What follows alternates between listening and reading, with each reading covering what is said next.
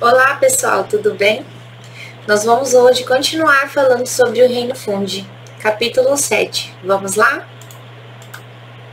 Bom, a gente vai falar um pouquinho sobre a reprodução desses fungos, né?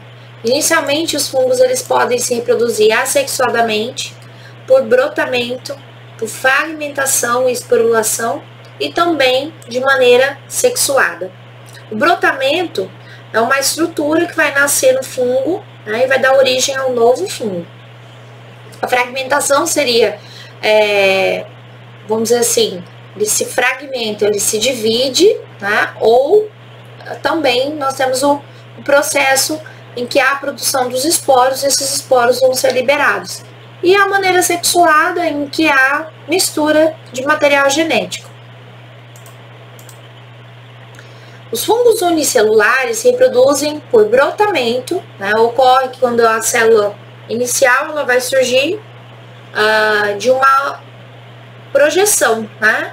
Vai ter uma projeção, surge uma célula e a partir daí existe o desenvolvimento de um novo fungo.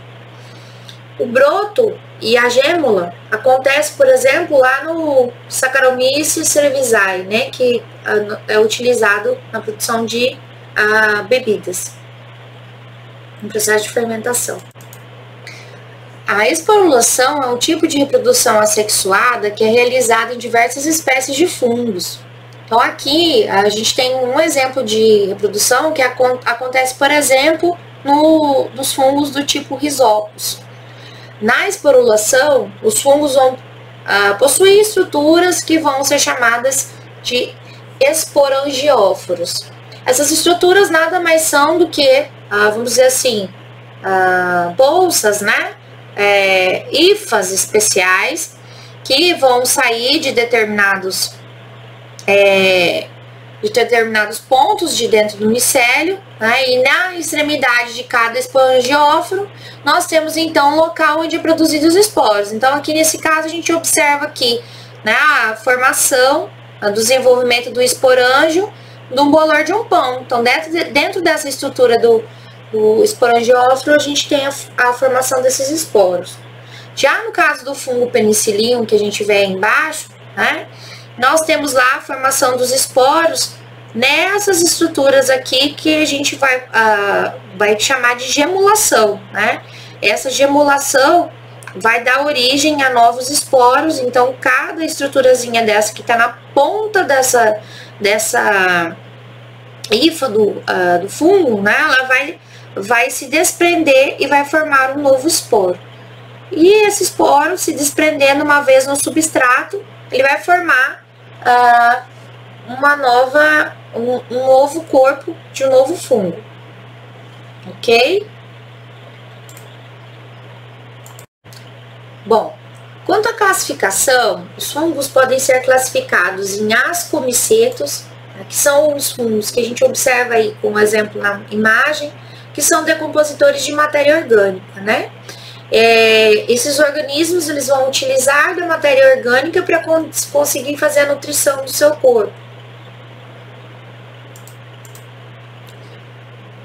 Aqui a gente tem um exemplo, né, do organismo, o tamanho do ascoma, né, que é uma estrutura presente nesses organismos.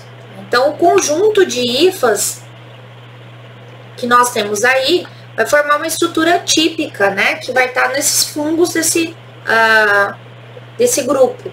Esse ascoma é uma estrutura de reprodução sexuada, macroscópica, que vai se formar em um período muito curto de duração, né, então o ciclo de vida é muito rápido. Ele forma esses ascos, que são essas estruturas cilíndricas, como que se a gente estivesse observando uma conchinha, né? Que tem um formato de um saco ali, que vão formar os ascosporos. Esses esporos desse grupo, né, vão ser liberados, e as hifas que vão ser produzidas desses fungos vão possuir um septo, uma pequena abertura, né, por onde vai acontecer a passagem do citoplasma. Raramente de núcleos, né? Só que essas hifas elas podem passar ser uninucleadas ou podem ser multinucleadas. Nós vimos na aula anterior que dependendo, né, eles podem ter mais de um tipo de núcleo, o que vai caracterizar um tipo de micélio que a gente chama de dicariótico, tá? Com 2 núcleos distintos geneticamente. Existem ainda as leveduras, que são formas unicelulares dos ascomicetos, que vão desenvolver determinadas condições de temperatura e de oferta de nutrientes diferentes. Então, nós temos aí 2 tipos de representantes, né? No caso, as leveduras, a gente tem os representantes que são unicelulares, né?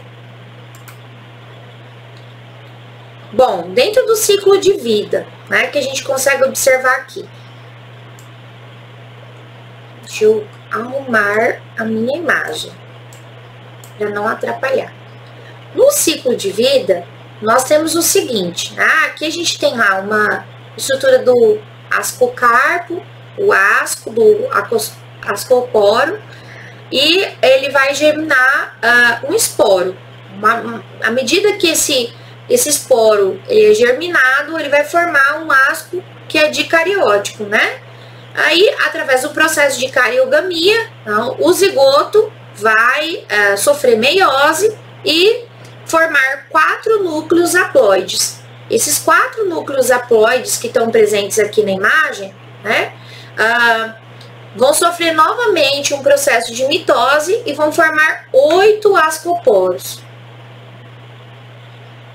Nesse processo aqui, esses ascoporos, né, eles são também haploides, né? Esses ascosporos, ao serem liberados, eles vão germinar e vão formar uma hifa, né? Essas hifas vão ser dicarióticas e posteriormente vão formar um novo asco com um novo ascosporo.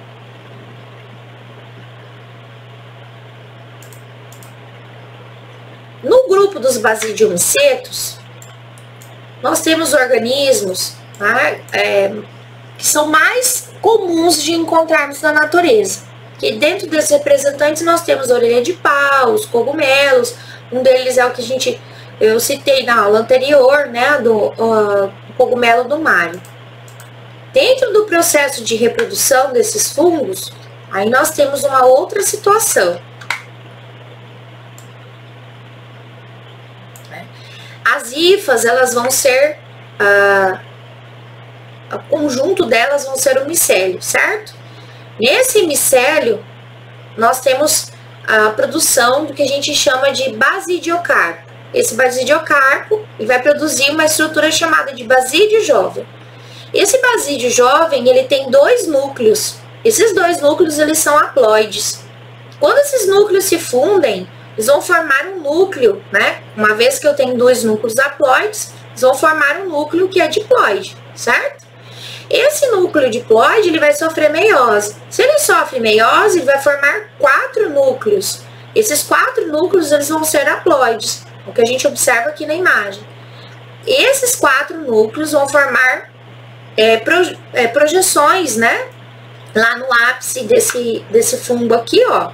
Então, os 4 núcleos formam essas projeções apicais e vão migrar, né, para o interior da projeção. Ou seja, ela estava aqui e vai entrar nessa projeção apical aqui. Depois, eles vão ser liberados. Então, esses basidiósporos vão ser liberados e vão germinar. Quando germinam, eles vão formar novamente cada uma hifa, que é N novamente, haploide, né? E essas hifas vão se fundir. Uma vez elas se fundindo, elas formam hifas dicarióticas. E aí nós temos o corpo de novo de um outro basidiomiceto, ok?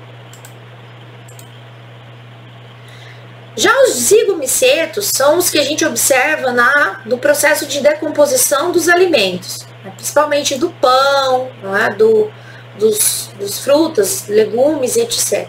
Eles já produzem um tipo de hifa que é cenocítica, né? Que nós trabalhamos na aula anterior. Aqui nós temos a estrutura da germinação dos esporos, né? O bolor que está no pão, ele vai produzir essas estruturas dos esporos, através do esporângio, esse esporângio liberado, e as hifas vão se desenvolver, certo? Dentro da reprodução, então nós temos isso aqui. Se a gente observar aqui, eu tenho um esporângio que produz esporos que são N. Esporângio, esporos N. Se eu observar aqui, né, os gametângios, eles têm sexos diferentes. Os micélios, eles são sexualmente compatíveis e ocorre a fusão deles. A partir desse momento que ocorre a fusão, há então o processo de fecundação. Dessa fecundação nasce um zigoto, aí eu vou observar o seguinte, os esporos eram N, né? Se ocorreu a fusão, eu tenho duas células N aqui, que são haploides, então na fecundação eu tenho o zigoto, que é 2N. Esse zigoto que está sendo formado aqui, que é 2N, né, que é o zigosporângio, ele vai sofrer meiose. Uma vez ele sofreu meiose, ele vai formar esporangióforo. Esse esporangióforo vai desenvolver, né, e vai manter uma estrutura de um esporângio que vai se abrir e liberar esporos. Esses esporos, eles são haploides. Os esporos, quando caem no substrato, germinam, né, formam a estrutura do micélio e vão formar novamente a mesma estrutura que a gente conseguiu enxergar. Vou voltar aqui um pouquinho. Nessa a estrutura do pão, né, que seria o esporângio, ok?